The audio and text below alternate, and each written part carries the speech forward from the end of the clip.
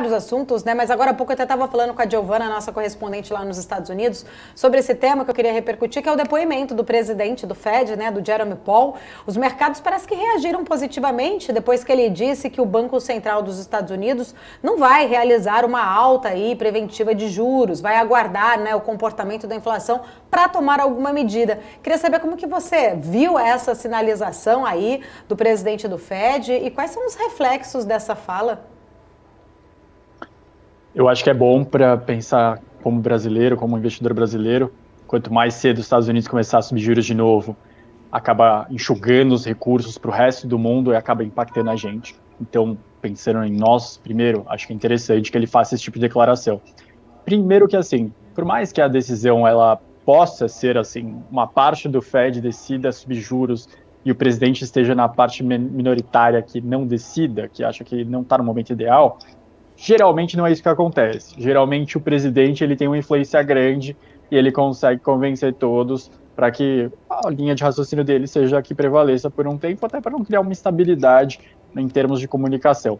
Então, por isso que é importante o presidente do Fed, depois das projeções terem subido na semana passada, chegar a público e falar, olha, as projeções subiram, é verdade, mas por enquanto a gente trabalha com um cenário que a gente estava falando no começo do ano, que foi aquela novidade que eles trouxeram no começo de 2021, de você aceitar a inflação passar um pouco da meta. A meta dos Estados Unidos é de 2%. Então eles vão esperar passar um pouquinho, talvez dos 2%, fica o 2,1%, 2,2% de ano, e eles entendem que isso é importante, porque eles reconhecem um erro passado deles, de que eles chegavam em 2% e já começavam a subir juros e derrubavam a inflação muito rápido. Então, por isso que ele está com essa postura, e claro, sempre se apoiando naquela pedra de que esse ano é uma inflação transitória, que vai voltar ao patamar mais normal no final do ano. Então, ele continua reforçando esse ponto, é importante que ele faça esse tipo de declaração, sim, depois do que foram as projeções da semana passada. Uhum. Ô, Gustavo, mas quando ele fala aí em transitória, ontem até vou roubar aqui o comentário do Marcos Saravalli, que eu achei muito interessante até na hora que ele falou sobre isso, né? O que seria transitório, né? Quanto tempo é esse transitório? Meses, anos, enfim, né? A gente também fica ali um pouco nessa expectativa, mas fica um pouco meio subjetivo ali também, de uma certa forma, né? É transitório, a gente sabe o quanto é um momento, né, de retomada econômica, de tanto que a gente acabou, todos os países, o mundo sofrendo pela questão da pandemia, mas quando ele sinaliza que é transitório, fica também um pouco assim no ar. O que seria transitório para Jerome Powell também, né?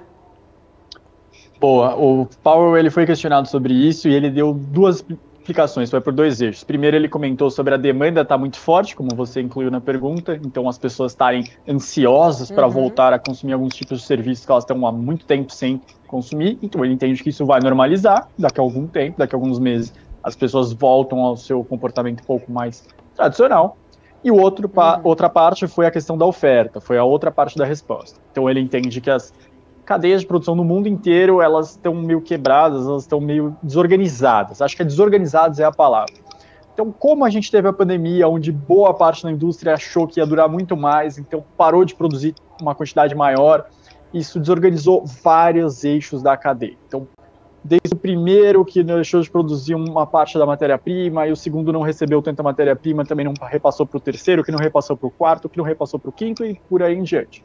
Então, o Powell ele reforça esse ponto, de que a cadeia de produção mundial ela está desorganizada, mas que isso não vai durar tanto, que ao longo dos próximos meses, talvez no ano que vem, já esteja mais, que nem sempre foi também. Então, isso que ele reforça, com isso que ele quer dizer transitório.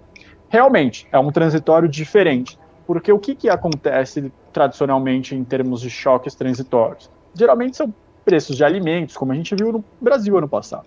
Alimentos tiveram uma esticada bem grande nos preços, mas depois agora esse ano estão desacelerando bastante. Ou, por exemplo, a gente está vivendo uma crise hídrica. Crise hídrica, tradicionalmente também é um choque mais transitório. Parou de chover, choveu menos do que o esperado. Isso é um choque transitório também. Mas especificamente o que o Powell define como choque transitório de 2021 nos Estados Unidos são esses dois pontos. A demanda mais aquecida do que o normal por conta de muito tempo fechado e a cadeia de produção desorganizada.